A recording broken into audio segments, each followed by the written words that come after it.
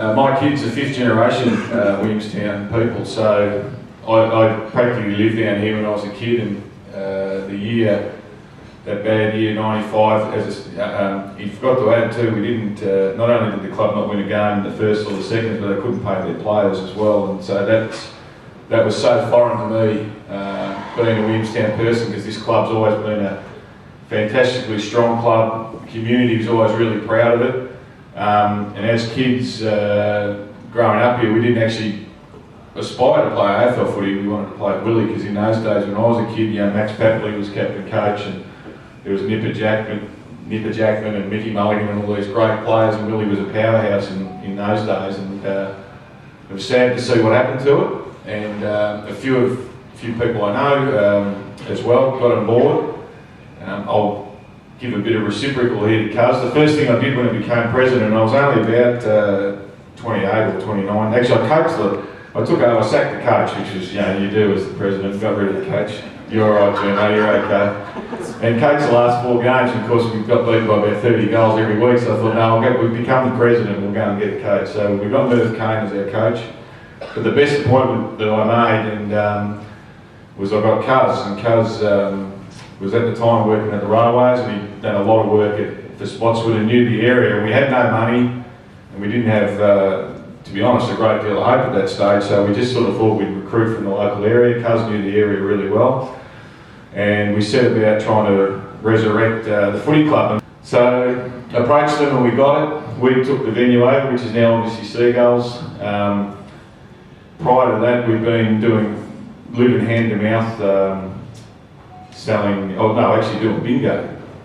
And it's a pity Randy's not here, because Barry Rand was one of the guys who came with me.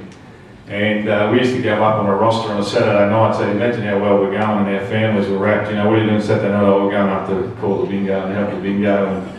But Randy used to bring, was it half a dozen or a dozen stubbies in his bag.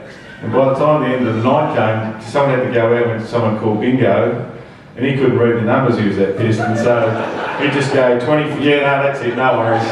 Only one TAC Cup team in the West, which is obviously the Western Jets, and there was us and Werribee, who were both vying to be that team that linked with them, and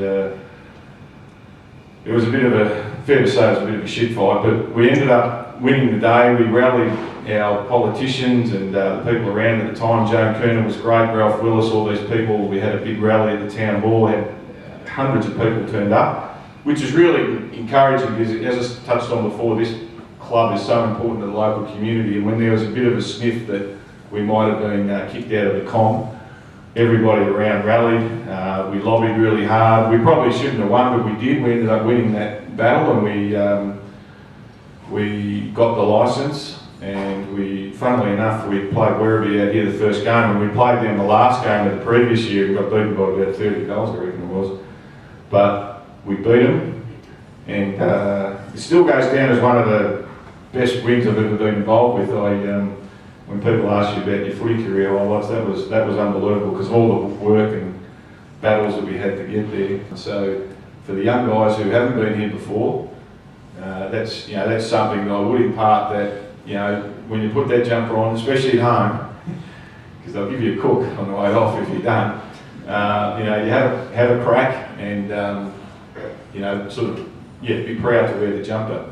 This facility and the facilities you've got, it's funny, when I pulled up here, I nearly got my hair blown off, and I thought, shit, this is like the good old days, So, and that's, even when you play here and you come down, boys, and it's blowing a gale, and you're thinking, oh shit, imagine what the opposition are thinking. They hate coming down here on windy days. And it's a massive advantage for the club. But these facilities are incredible. So again, those that have come down at this point in their career,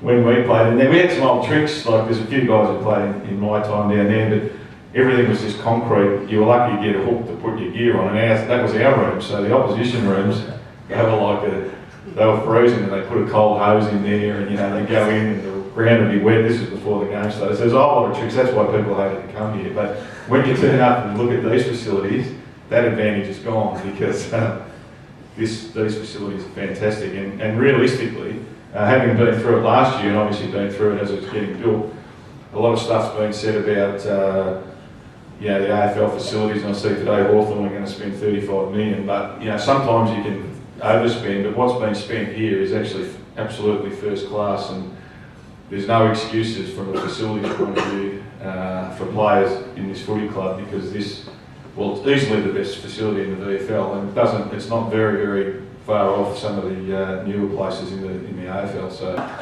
I'll just finish up. I know I'm going back to the well a bit here, but one of the things that this club is a proud club. It had, you know, we had some hiccups back in the 80s or 90s, I should say. We've got over it.